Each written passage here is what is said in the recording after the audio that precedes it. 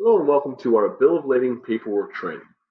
In this section, we're going to be going over our Bill of Lading in SmartMoving to describe in detail what signatures we need to get from the customer and also what different information is contained on the Bill of Lading. So here is your Bill of Lading. This is the Ethan Movers Bill of Lading that every customer will see and sign while you are on the job. Typically, the leads are going to be the ones responsible for working through this paperwork with the customer to make sure that we get all the appropriate signatures. So as you can see on the very top is all of our information, is contact information for the company. And then this is going to be the title here, Universal Household Goods Bill of Lading. And this is a note that states here for the Bill of Lading customer. This Bill of Lading establishes a contract between you and the household goods carrier. It confirms instructions and authorizes the carrier to move, pack, store, and or perform services shown.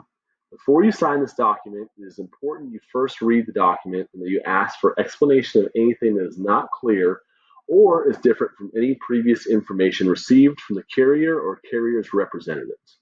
This contract is subject to enclosed terms and conditions. So on this line, we see the customer's name and his phone number.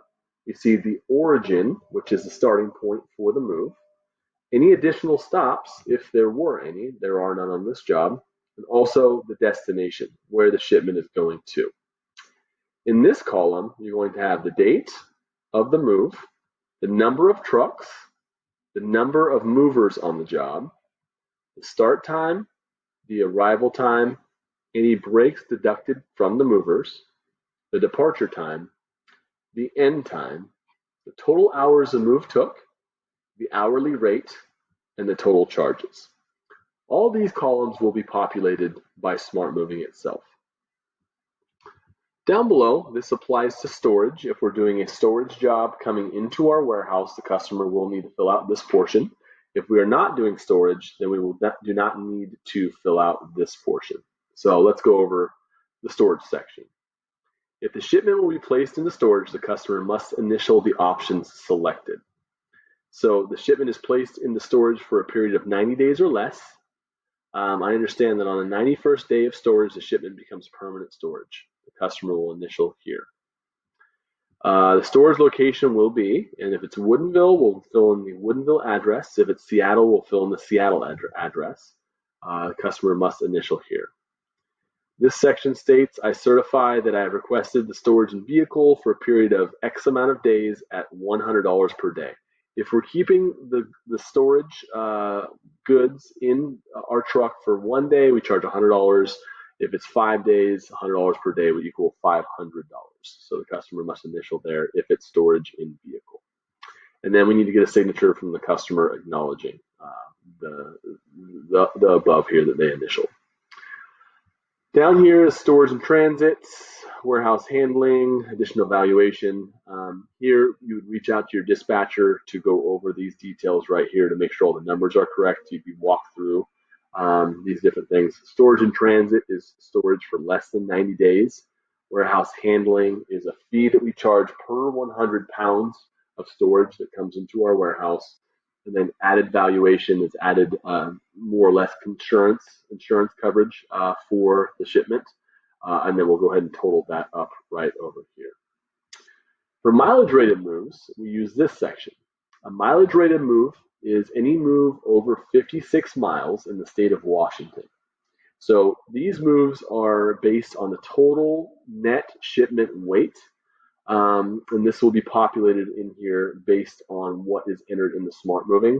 So you should, by the time you get to the move, have this information in here for you. We go on things like the shipment weight, long carries, any stairs, elevators that we might encounter, any delays, pianos, organs, overtime, mileage, and such.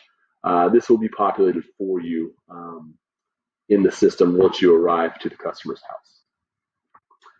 Down here is going to be a description of the actual job. This job is closed, so you'll see a payment over here. So with this job, it looks like they charge 6 hours 45 minutes at $195 for $13.16.25. We had one heavy item fee for $300, and then one piano fee for $300 as well, for a grand total of $1916.25. The customer made payment, so you can also see tips and any taxes on moving supplies as well here. So the important part for leads on the job is going to be making sure that we have the appropriate signatures as well as the appropriate initials. In this section right here, this is going to be your valuation coverage.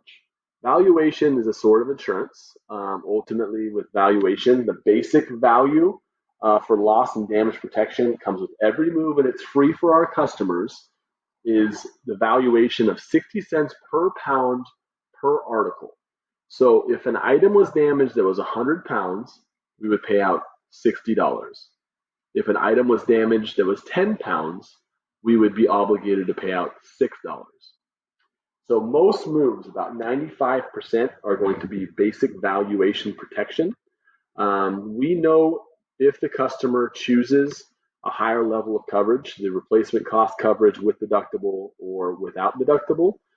Those coverages we can offer, and typically the customer will choose those prior to getting to the job site. So you should know about valuation. If for any reason the customer states initially they want basic valuation, and you see that on the paperwork, and they change their mind, they can do that up until the point they sign the documents. Call dispatch to go ahead and walk you through the process of the valuation coverage. We'll go over the insurance coverages in more depth in a different training module, so we can go ahead and make sure that everybody understands our insurance coverages. So ultimately, we would want to make sure that the customer signed right here, or I'm sorry, initialed right here, or they initial also up in this section. So two initials, one here, also one here for basic.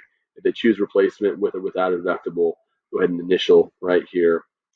If there is a replacement cost deductible or replacement cost coverage with or without deductible, we have to declare a lump sum of the actual entire shipment, which we will go over in our insurance module. Next up is estimates. All of our estimates are non-binding, which means they can increase or decrease. A binding estimate would be an estimate that stays the same regardless. So we want every customer to initial right here. That's mandatory on all these bill of ladings. And then as we scroll down, we will see the customer release. This release allows us to begin the move. We cannot start the move until this is signed by the customer. Down below, you'll see the carrier signature. In this signature line right here, this is for the driver or the lead to sign to acknowledge that we are able to start the move. Over here, this is once we actually complete the job, the customer will need to sign off here saying that all goods were received in good condition, except as noted on this contract or the inventory form. So that's just a general run through for your bill of lading. Once again, the most important signatures that are required on every move are going to be the initials here for loss and damage protection, the initials in one of these three categories right here for valuation, the initial here stating it's a non-binding estimate, and these signatures here and here by the customer. Once again, this starts the move, this finishes the move, and then down here by the carrier, aka the driver or the lead. And then as you scroll down, these are the terms and conditions for the bill of lading. You can read in these in details, such things as what the carrier is liable for, what we are liable for as a moving company, and what we are not. What we are not liable for is right here, and there's other fine details which I suggest that you read in order to be understanding of what the bill of lading entails. Please go ahead and reach out to us if you have any questions, and this is your bill of lading.